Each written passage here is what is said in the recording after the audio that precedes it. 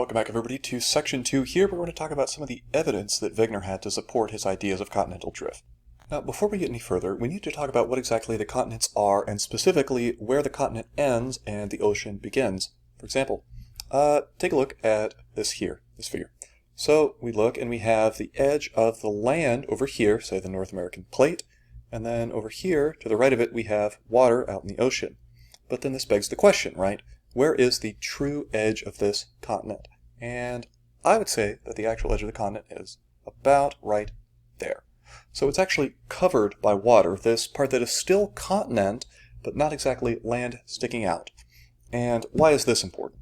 Well, it's important because the first part of this puzzle is the geometry involved here. And it turns out that when it comes to fitting continents together geometrically, that they actually fit together a lot better if you include that part we were just talking about, the little bit of the continent that is actually under water, something called the continental shelf. But that's not all. In addition to this sort of geometric match, this match in terms of the shapes of these two continents, there's also a geologic match. So if we look here at the easternmost part of the continent of South America and the westernmost part of Africa, there is this continuous pattern in terms of the ages of the rocks. In other words, young matches up with young here, and older matches up with older here and down here. There's also this eerie sort of pattern when you look at Africa, North America, and Europe, and you put them all together close by. If we have our younger mountain belts here in red, they actually continue all the way across North America and into Africa and into the southern part of Europe. Likewise, older mountain belts have this continuous sort of matching pattern from the northern tip of North America all the way up into northern Europe. In other words, when you put these continents together, all of the mountain ranges sort of line up. Now, there's another side to this as well. I've talked about the geometric fit between the continents. We talked about the geology, ages of the rock, and the mountain belts. But there's another piece of it too, which is the fossil evidence. So there is this ancient tree called Glossopteris. And these days, if you go out into the world, you can find it in all of these different places across the world. You can find it in the southern part of South America, southern part of Africa. You find it in India, Australia, Antarctica, even. Fossils of this ancient plant. So what is the explanation? How can you have this plant fossil in all of these different areas spread far apart? Was it crossing a land bridge? Were the seeds carried across the ocean? Well, there's maybe a simpler explanation for this, which is that all of these different continents, South America, Africa, India, Australia, and Antarctica, were once touching each other, at which point it would have been this continuous region which is inhabited by this tree. And if that's not good enough, there's something more. So we have this fossil here called the Mesosaurus, maybe 3 feet long-ish freshwater reptile. Today, you go out into the world, you will find fossils of this in these regions. You'll find them in South America and in the southern part of Africa. Well, it sort of begs the question of why would you have fossils in these two different places that are so far apart? And again, you have these explanations of this 3 foot long reptile crossing an entire ocean, or maybe there was some sort of land bridge that had come out of the ocean and then later disappeared. But all that is way too complicated. The simplest way to explain this is that these two continents were once side by side. And this image here puts it all together. So this collection of continents all mashed together like this, this is called Gondwana. You have South America, Africa, India, Antarctica, and Australia. A lot of evidence from the southern hemisphere. And what we see in these colors are regions where you can find these different fossils today. And as it would turn out, if you put all the pieces of the puzzle together like this, then the regions where you find all these different fossils, they're continuous blobs. They're no longer these split apart different blocks. And this is actually maybe the most convincing evidence that Wegener had that the continents at one point were all assembled together like this. If all that wasn't enough, there's one more piece to this.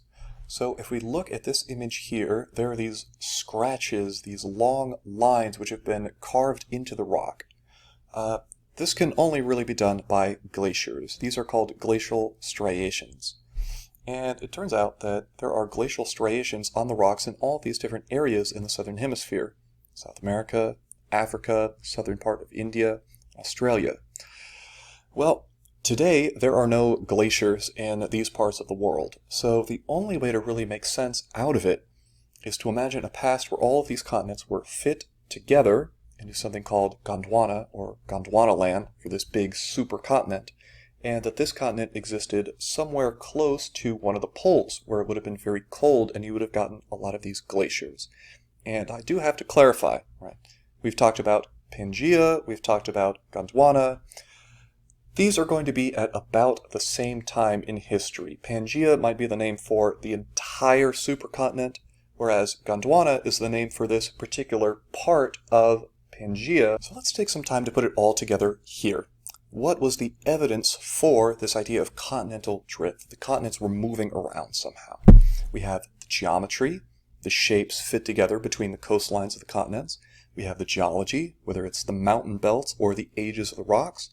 We have this fossil evidence. We talked about the Mesosaurus swimming across the ocean, or maybe the continents were together.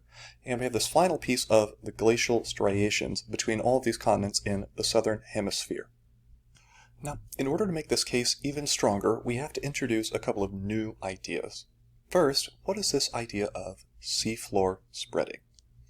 This is one idea proposed in about the 1950s to explain the fact that whenever geologists and scientists went out and looked at the age of the materials on the ocean floor, it turns out that it was all very, very young compared to the continents. The continents were very old, but the material that makes up the oceans was not old at all. And part of the reasoning and the explanation for why this might be is that the ocean floor was being constantly recycled. At places called mid-ocean ridges, there is this creation of new oceanic crust. And at other places, at trenches, you would have the destruction of the old, cold oceanic crust. And this is the first piece. Now, the second piece of this has to do with Earth's magnetic field. Earth's magnetic field is constantly changing. About every, million years, the North and South Pole will actually switch places in something called a magnetic reversal. So, what does this have to do with seafloor spreading? Well, if you look at maps of the ocean floor, you have this alternating pattern, this sort of barcode pattern. Symmetrical on either side of the ridge, you get the same pattern. So plus here, plus on the other side, minus and minus on the other side. And the only explanation here that puts all of it together is this. Oceanic crust is continuously being created at these mid-ocean ridges.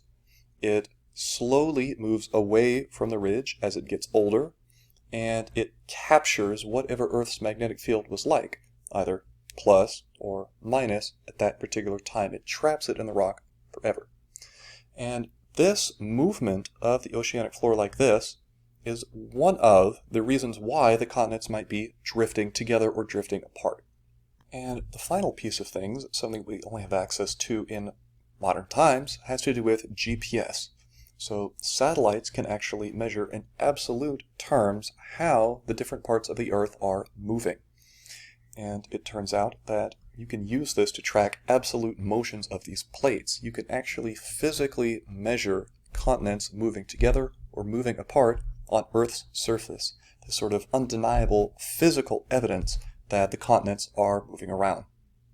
So there is a distinction here. We have evidence of continental drift and of Pangaea, and then we have seafloor spreading, magnetic reversals, and GPS technology, which really solidly prove that the continents must be moving on the surface. One of the very powerful applications of everything we're talking about here, the plates moving around, is we can actually start to work in reverse. Work backwards from the location of the continents in the present day to come up with maps and models of where the continents might have been at times that are long, long ago in Earth's history.